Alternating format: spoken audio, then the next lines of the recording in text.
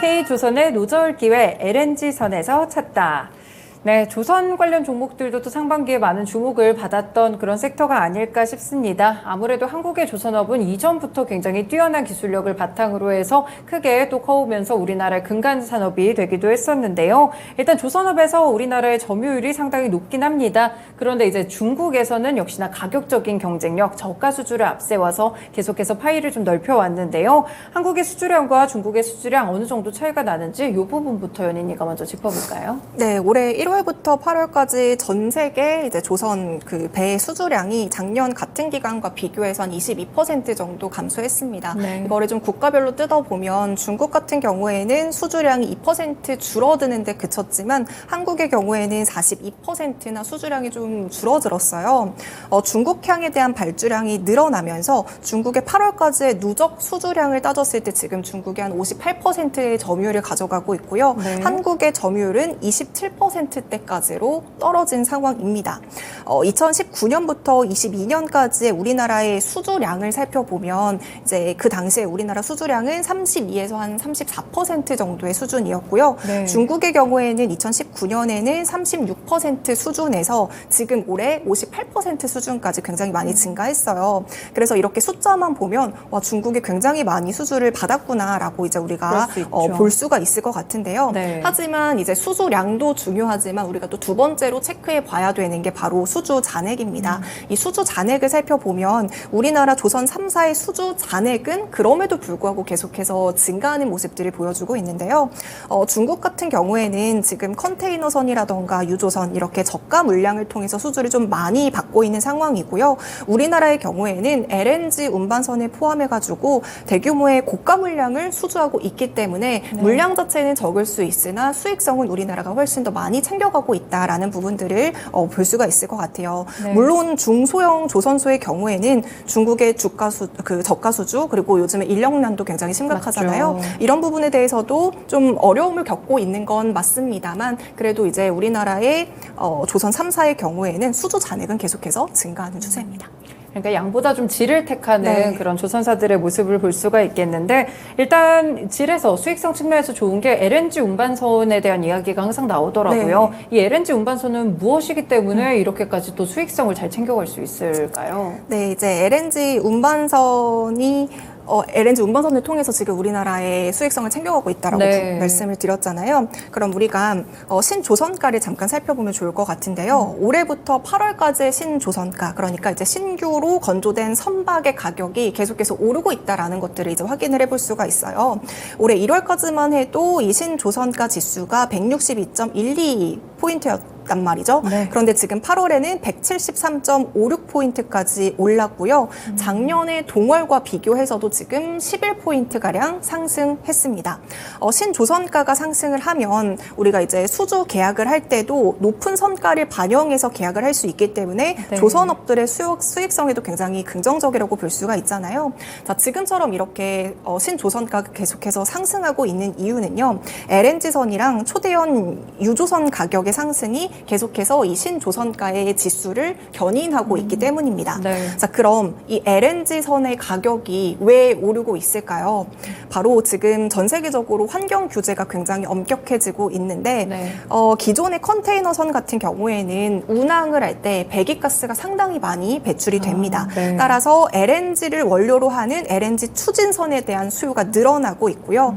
또 이제 우리가 러시아 우크라이나 전쟁들을 겪으면서 에너지 공급망을 재편성하는 것도 굉장히 중요해지고 맞죠. 있잖아요. 네. 그러면서 천연가스에 대한 확보 경쟁이 치열해지고 있습니다. 그러면서 LNG를 운반하고 있는 LNG 운반선에 대한 수요가 늘어나고 있기 때문에 지금 LNG선 가격이 계속해서 오르고 있는 상황이고요. 그럼 지금 가격이 어느 정도냐? 8월을 기준으로 174kg짜리 LNG 운반선의 선가는 2억 6,500만 달러로 최고치를 지금 경신을 하고 있고요. 네. 불과 1년 전까지만 하더라도 이 LNG 운반선의 선가가 2억 3,600만 달러 달러였는데 지금 1년 만에 성과가 한 2,900만 달러로 크게 상승을 했다라는 것들을 확인을 해볼 수가 있습니다. 1년 전도 이렇게 가격 차이가 많이 나는데 우리가 2년 전까지 가격 비교를 해본다면 2년 전에는 LNG 운반선의 성과가 1억 9,800만 달러였어요. 네. 이것과 비교하면 굉장히 가파르게 상승하고 있다라는 것들을 확인을 할 수가 있고요. 여기에 플러스 LNG 운반선은 다른 운반선에 비해서 또 특히나 마진율이 높다고 알려져 네. 있습니다. 반면에 지금 중국에서 좀 수주를 많이 하고 있는 대형 유조선이라던가 컨테이너선 같은 경우에는 지금 가격이 1억 2,600만 달러고요. 또 컨테이너선은 2억 2,600만 달러 수준으로 LNG 운반선과 비교하면 아직 이쪽에서는 가격이 조금 적다라고 볼 수가 있습니다. 네, 그렇군요. LNG 운반선을 통해서 우리나라가 확실히 수익성을 좀 챙겨가는 그런 모습들을 체크를 해봤는데 사실 조선업체들이 가장 기대를 하는 게 카타르 프로젝트일 네. 것 같아요. 여기서 이제 LNG 운반선의 2차 발주를 또 어떻게 가져가는지가 문제일 것 같은데 일단은 우리 기업들이 LNG선 1차 발주 때는 또 많이 가져왔으니까요. 네, 맞아요. 2차 발주 때는 어떨까요? 2차 발주 때도 그래도 우리나라가 조금 물량을 가져가지 않을까라는 부분들을 기대를 하고 있는데요. 네. 어찌됐건 지금 조선 3사의 수주 실적을 살펴보면 올해 9월까지의 삼성중공업 같은 경우에는 LNG 운반선 6척 그리고 부유식 액화 천연가스 생산설비 1척을 포함해서 총 25척을 수주를 했고요. 네. 그래서 8조 5천억 원을 수주하면서 올해 목표의 66% 정도를 달성을 했습니다. 그리고 HD 한국조선해양 같은 경우에는 지금 122척 정도를 수주를 하면서 네. 이미 연간 목표량인 21조 207억 원의 목표량을 넘긴 상황이고요. 또 하나오션 같은 경우에는 아직까지는 두 기업에 비해서는 조금 부진한 모습들을 보여주고 있어요. 네. 지금까지 2조 원까지의 수주 금액을 달성하면서 현재 목표량이 한 20% 정도만 넘겼고 아직 80%를 더 채워야 되는 상황입니다. 그래서 하나오션은 지금 다른 삼성중공업이랑 HD 한국조선해양에 비해서는 조금 부진하다라는 부분들을 체크해 볼 수가 있고요. 네. 그래서 지금 이 두 기업 같은 경우에는 아직 목표량을 채우지 못한 상황이기 때문에 하반기 카타르 LNG 운반선 수주에 굉장히 총력을 기울여야 되는 상황입니다. 자, 우리가 일단 카타르 1차 발주 그 당시의 수주 목표를 좀 보면 네. 그 당시에 조선 3사가 전체 65척 중에서 54척을 수주를 했습니다. 네. 대부분을 다 가져갔던 거죠. 그러네요. 당시에 한 척당 2억 1,500만 달러의 계약을 했었고요. 이번에는 이제 2차 발주를 남기고 있는데 이제 2차 발주 때는 40척의 발주를 앞두고 있는 상황입니다. 네. 지금 시장의 기대는 우리 기업들이 한 10척씩 수주를 하지 않을까라는 부분들을 기대를 하고 있고요. 그리고 역시나 이제 선가가 굉장히 중요한 부분이 될 것 같은데 아까 전에 제가 신조선가가 작년에 비해서 상당히 많이 올랐다고 말씀을 드렸잖아요. 그러면서 현재 LNG 선가가 척당 2억 6,500만 달러라고 말씀을 드렸습니다. 그래서 이번에 2차적으로 계약을 체결을 할 때는 협상 가격이 시세의 한 10% 정도를 할인해 줄 것이다라고 전망을 하고 있어요. 그래서 한 척당 2억 3,500만에서 2억 4천만 달러 정도로 예측을 하고 있는데 만약에 이제 최고 금액인 2억 4천만 달러로 10척씩 계산을 해 본다면 이제 각 기업당 한 3조 2,600억 달러 네네. 정도의 수주 금액을 확보를 할 수 있게 되니까 상당히 남은 수주량의 목표를 빠르게 채울 수 있는 부분이 될 것 같고요. 지금 카타르 이외에도 지금 우리가 또 대기 중인 프로젝트는 아직까지 발주 계약이 계속해서 연기가 되고 있지만 연내로 모잠비크의 LNG 프로젝트 이런 것들도 앞두고 있고요. 네. 또 이제 폴란드라던가 북미 쪽에 수주 가시권에 있는 프로젝트들도 많이 대기를 하고 있는 상황이라서 오랜만에 지금 조선업이 호황 국면을 맞이했다 이런 분위기인 것 같습니다. 네, 그렇군요. 이렇게 대규모 프로젝트를 통해서 신규 수요를 따내는 것도 중요할 것 같기는 한데 사실 중요한 게 또 교체 수요에 대한 부분들도 네. 생각을 해봐야 될 것 같거든요. 아무래도 말씀 주신 대로 환경 규제가 강화됐기 때문에 여기에 맞는 친환경 선박을 또 수주를 하는 그런 움직임들도 있을 것 같고 노후화된 선박에 대해서 교체 수요도 있을 것 같은데 이쪽에서는 지금 어느 정도의 좀 물량이라든지 기대해 볼 만한 점이 있을까요? 네, 우리가 이제 교체 수요를 예상을 할 때는 운임과 함께 비교해서 생각을 해볼 수가 있을 것 같은데요. 보통 운임이 상승하면 해운 회사의 입장에서는 운임이 상승하니까 계속해서 운항을 해서 수익성을 내는 게 더 중요합니다. 그래서 선박이 노후화돼도 일단은 계속 운행을 하는 수요가 더 많고요. 하지만 운임이 하락하는 구간에서는 운항을 통해서 얻는 수익보다는 해체를 해서 배를 바꾸는 쪽이 훨씬 더 이익이기 때문에 네. 운임이 하락할 때는 해체하는 수요가 더 증가하게 되거든요. 그런데 지금 상하이 컨테이너 운임 지수가 코로나 이전 수준까지 많이 하락을 했습니다. 네. 운임도 하락하고 있는 상황에서 지금 전 세계적으로 탄소 배출 규제도 계속해서 강화되고 있는 추세잖아요. 그래서 내년부터 이 해체에 대한 수요가 최대 규모로 늘어날 것이다라고 시장에서는 전망을 하고 있어요. 선박의 건조 기간이 평균적으로 2년이 소요가 됩니다. 네. 그래서 해체를 하고 이 교체 수요까지 감안한 발주가 이제부터 곧 시작이 될 수 있다. 그래서 발주가 느는 것 자체는 당연히 조선사들에게는 긍정적입니다. 그렇죠. 하지만 지금 조선 3사들이 대규모 프로젝트들이 굉장히 많잖아요. 그래서 일감이 상당히 많은 상황입니다. 그래서 캐파가 만약에 부족하게 되면 이 교체 수요가 우리나라에서는 감당을 할 수 없기 때문에 다른 나라도 넘어갈 수 있다라는 네. 거죠. 실제로 올해 상반기 기준으로 HD 현대중공업의 가동률이 87%까지 올라온 상황이고요. 현대사무중공업도 109.7%, 그리고 하나오션 같은 경우에도 103.6% 이런 수준으로 가동률이 굉장히 많이 차 있는 상황이기 때문에 네. 발주가 나온다고 하더라도 이 물량을 받기가 조금은 어려운 상황이다라고 우리가 네. 추측을 해볼 수가 있을 것 같아요. 그리고 플러스 지금 업계에서는 이 발주도 발주지만 해체되는 선박의 종류도 우리가 잘 살펴볼 필요가 있다라고 이야기를 하고 있거든요. 네. 지금 우리 기업들이 주력으로 하고 있는 LNG라던가 대형 컨테이너, 그리고 조금 더 넓게 보면 대형 유조선까지 합쳐 본다면 우리에게 이런 선박들이 교체가 되면 우리에게는 긍정적이지만 만약에 벌크선의 해체량이 많게 되면 이걸 주력으로 하는 일본이나 중국에게 훨씬 더 긍정적일 네. 수 있다라고 이야기를 하고 있어요. 그래서 지금 우리나라 기업들은 고부가 가치 선박을 중심으로 좀 선별적으로 수주를 하지 않을까라는 생각입니다. 네, 그렇군요. 이렇게 또 교체 수요에 대한 부분들도 또 잘 나눠져 있으니까요. 살펴보시면서 대응을 해보셔야 될 것 같은데, 일단 뭐 국내 기업들을 보면은 고부가 가치 LNG선을 중심으로 잘하고 있다고는 하는데, 중국 측이 또 뭐 전기차 쪽도 그렇지만 기술력이 또 굉장히 빠르게 올라오더라고요. 네. 중국에서의 물량을 저희가 신경을 안 쓸 수는 없을 맞아요. 것 같은데요. 지금 LNG선만 놓고 봤을 때 우리나라 1월부터 7월까지의 LNG선 수주 현황을 보면 총 20척을 수주를 했고요. 그리고 중국의 경우에는 1월부터 7월까지 8척의 LNG선을 수주를 했습니다. 그러면서 중국의 경우에는 지금 LNG선 시장 점유율이 28.6%를 차지하고 있거든요. 네.